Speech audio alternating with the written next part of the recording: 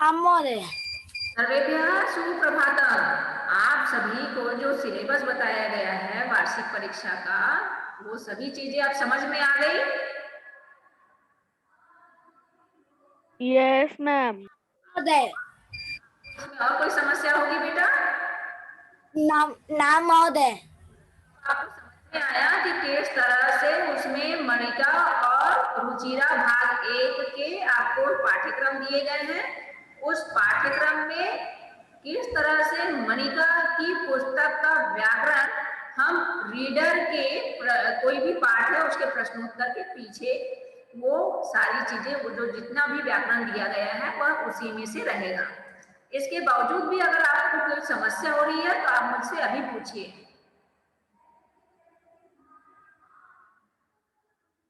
अभी आपको कोई समस्या है बेटा?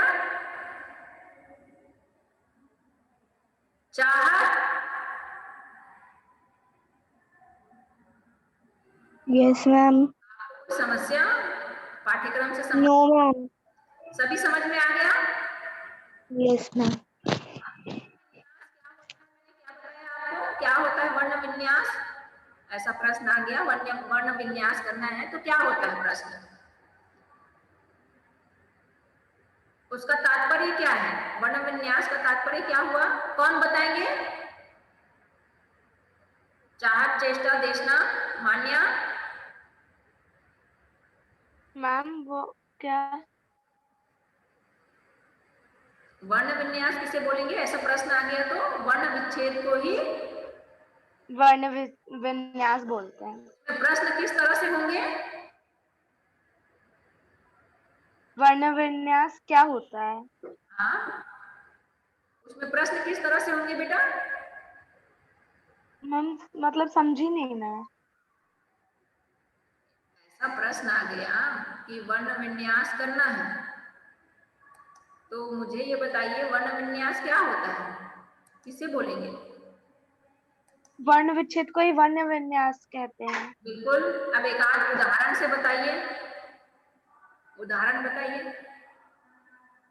मैम जैसे कि काकह, मैम ये एक वर्ड है, उसका हम वर्ण विन्यास करते हैं। कैसे?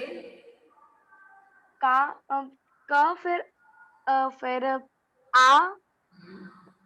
फिर क फिर आ, काकह। और मैम वो जो लास्ट का रहेगा वो अह वाला। बिल्कुल सही, बिल्कुल सही बताया बेटा आपने। ठीक है, तो ये वर्ण विन्यास है, वर्ण विच्छेदन। बिल्कुल सही कहा आपने। इसी तरह से वर्ण संयोजन रहेगा, पर्याय विपर्याय रहेगा, इसी तरह से ये क्रियापद भी रहेंगे, पाठ के पीछे का व्याकरण भी रहेगा। तो इस तरह से आज का जो कक्षा थी आपको पाठ्यक्रम समझाने के लिए था। तो पाठ्यक्रम आप सब समझ गए हैं? समझ गए हैं बेटा सभी? कुशल, अभी समझ में आया? Yes ma'am. महोदय। अभी किसी को कोई समस्या? नाम महोदय। तो आपको एक काम करना होगा, अगली कक्षा में आप सभी जो रीडर पार्ट दिया गया है, रुचिरा दिया गया है, उसमें जो 4 चैप्टर 5 चैप्टर आने वाले हैं, उनको आप एक बार पोर्टल से पढ़कर आइएगा। ठीक है? हम यहाँ पर एक प्रश्न देख लेते हैं तो हमारा एक अभ्यास भी हो जाएगा। ये सामने आपको शब्द एक प्रश्न दिख रहा है, मंजूषातः शब्दान चित्वा रिक्त स्थानानि पूरयत। इसी तरह के प्रश्न आएंगे परीक्षा में, इसी तरह के प्रश्न आएंगे कि इन शब्दों को, ये जो बॉक्स में दिया गया है, उन शब्दों को चुनकर इस खाली स्थान में भरना है। इसके लिए हमें क्या करना पड़ेगा बेटा? इन शब्दों के अर्थ जानने होंगे। ठीक है, आप सभी अनम्यूट है, आप सभी बोलिएगा। गणित्वा, अब ये कहां से पता चलेगा हमने क्या पढ़ना है? सबसे पहले मैं क्या बताई हूं? शब्दार्थ। जब तक हमें शब्दार्थ याद नहीं रहेगा, ये जो शब्दार्थ है, ये देखिए लिखा है अगणियत इति गिना, तो यहाँ पर गणित्वा दिया गया है, गणित्वा इति गिनकर होगा। ये देखिए इदानीम इति अब, एकदा इति एक बार स्नानाय नहाने के लिए। तो ये सारी चीजें आपको बात समझ में आई बेटा? तो इसलिए आपको क्या करना पड़ेगा? शब्दार्थ पढ़ना पड़ेगा। तो शब्दार्थ पहले पढ़कर हम इस तरह के प्रश्नों का उत्तर दे सकते हैं। तो इस तरह के प्रश्नों में सबसे पहले क्या करना है, हमें इसका हिंदी अर्थ अर्थात शब्दार्थ जानना है। इसमें कत्वा प्रत्यय लगा है। कत्वा प्रत्यय जब आप कभी आगे पढ़ेंगे तो जानेंगे। गणित्वा इति गिनकर, श्रुत्वा, श्रुत्वा इति कौन बताएंगे? श्रुत्वा इति नहीं आ रहा है, पढ़ना पड़ेगा आप सबको बुक। ऐसे क्लास में रह के स्क्रीन देखने बस से नहीं होगा बेटा। किसी को नहीं मालूम श्रुत्वा इति?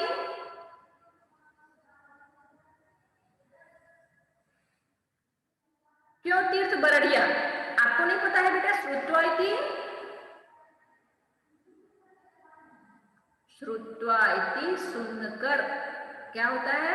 सुनकर। आप भूल गए हो सभी चीजें, आपको प्रैक्टिस में लेनी पड़ेगी। बिना पढ़े काम नहीं चलेगा। आप जो बिना पढ़े अभी बैठे हो ना, मैंने कितनी बार कहा कक्षा में आने से पहले आपको जिस पाठ को हम पढ़ रहे हैं उससे पढ़कर आना होगा।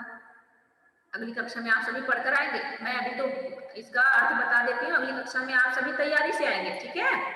गणित्वा इति गिनकर, श्रुत्वा इति सुनकर, दृष्टवा इति देखकर, कृत्वा इति करके, गृहीत्वा इति लेकर और धृत्वा इति तैरकर।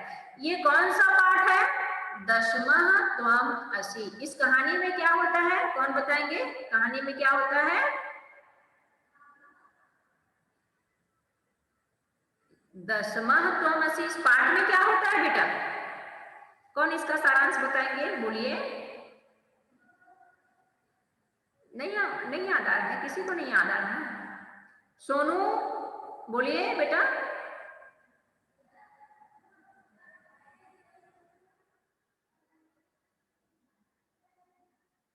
सोनू, हाँ बोलिए बेटा। दशमः त्वम् असि, इस पाठ में क्या होता है? क्या होता है इस पाठ में?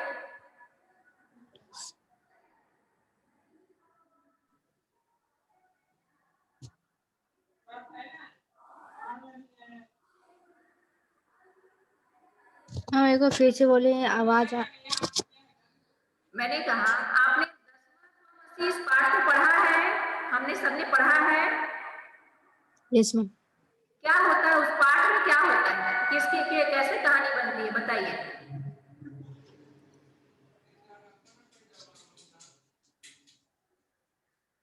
याद नहीं आ रहा है?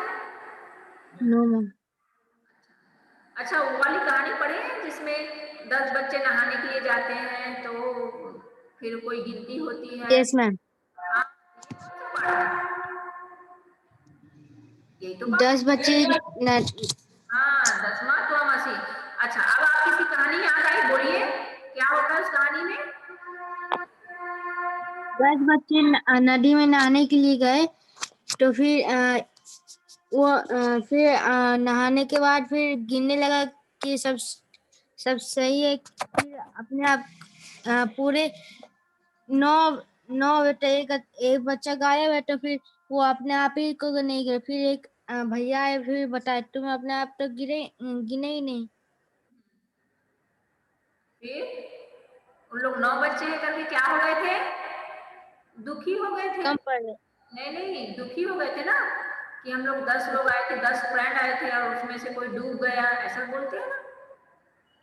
यस उसी कहानी के आधार पर ये जो यही है, इसी कहानी को इसमें बताया गया। देखिए क्या है फिर इसका? गणित्वा इति गिनकर, श्रुत्वा इति सुनकर, दृष्टवा इति देखकर, कृत्वा इति करके, गृहीत्वा इति लेकर, धृत्वा इति तैरकर। सुनो, ये देखिए और बताइए कि इसमें से कौन सा शब्द यहाँ आएगा? ते बालकः रिक्त स्थानम नद्या उत्तीर्ण। वे बालक खाली स्थान नदी पार किए। क्या करके नदी पार किए उन लोग?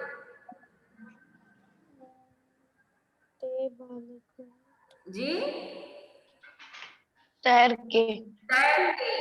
तो तैर कर जो पार किए, इसमें तैर कर कहाँ लिखाया है? कौन सा शब्द है?